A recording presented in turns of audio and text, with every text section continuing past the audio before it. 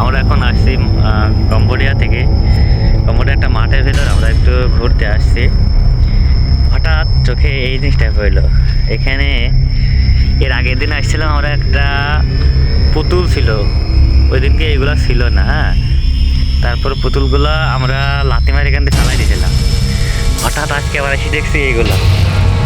এখন পুতুল তো আমি লাথি মার ফেলাই দিয়েছি, আমার কি কোনো পাপ হবে? কমেন্টে জানাবেন।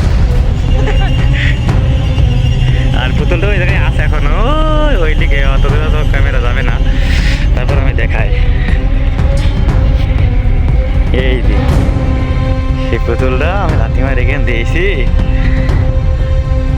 আর ওই যে ওই গাছের গোড়ায়। এখন আমার কি কোনো পাপ হবে নাকি? আমি তো খুব চিন্তায় পড়ে গিয়েছি। দয়া করে আপনারা একটু কমেন্টে জানাবেন বিষয়টা।